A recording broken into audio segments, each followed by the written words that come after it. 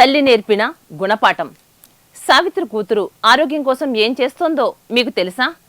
సావిత్రి జీవితంలో అన్ని దశల్లో జరిగినటువంటి విషయాలు మనందరికీ తెలిసిందే. అయితే ఆమె నుంచి మనం ఏం నేర్చుకున్నామనేది కూడా చాలా ముఖ్యం. చాలా మంది హీరోయిన్స్ సావిత్రిలాగా బ్రతకాలి కానీ సావిత్రిలా చనిపోకూడదు అంటూ చెబుతూ ఉంటారు. చాలాసార్లు ఇంటర్వ్యూస్లో ఈ మాట వింటూనే ఉన్నాం. కానీ ఎవరు ఎంతవరకు ఆమెను ఫాలో అవుతున్నారో కానీ ఆమె కూతురు మాత్రం తన తల్లిలా ఎవరికీ కాకూడదని కోరుకుంటోంది. అలాగే ఆమె తన జీవితంలో చాలా విషయాలను ఆమె తల్లిని చూసి మార్చుకుందట. సావిత్రి ఆమె భర్తపై ఉన్నటువంటి కోపంతో కేవలం తన కూతురు 18 ఏళ్ల వయసులో ఉన్నప్పుడే మేనల్లుడు వరుస అయ్యే అబ్బాయికిచ్చి పెళ్లి చేయాలని నిర్ణయించింది. ఆ టైంలో ఆమె కేవలం 12th స్టాండర్డ్ వరకు మాత్రమే చదువుకుంది.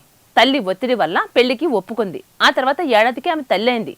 ఒక కొడుకుకు జన్మనిచ్చింది. అయితే పెళ్ళైంది, పిల్లలు పుట్టారని జీవితం అక్కడే ఆగిపోకూడదని ఆమె భర్త చాముండేశ్వరిని డిగ్రీ చదవమని ప్రోత్సహించడంతో గ్రాడ్యుయేషన్ కంప్లీట్ చేసింది. ఇక తన తల్లి వ్యసనాల బారిన పడి జీవితం కోల్పోయింది. కాబట్టి అలా ఎవరూ అవ్వకూడదని, అలాగే ఆడవాళ్ళు స్ట్రాంగ్గా ఉండాలని చెప్తున్న చాముండేశ్వరి బాడీ కూడా ఎప్పుడూ ఫిట్గా ఇక అదే సమయంలో ఆమె కూడా తన ఆరోగ్యం పట్ల ఎప్పుడూ ప్రత్యేకమైన శ్రద్ధ వహిస్తుంది. అలాగే రోజులో ఒక్కసారైనా వాకింగ్ చేయాలని చెప్తుంది. ఇక ఆడవాళ్ల కోసం ప్రత్యేకమైన జిమ్ కూడా నడిపిన చాముండేశ్వరి వెల్నెస్ అండ్ ఫిట్నెస్ లో స్పెషల్ ట్రైనింగ్ కూడా తీసుకుంది.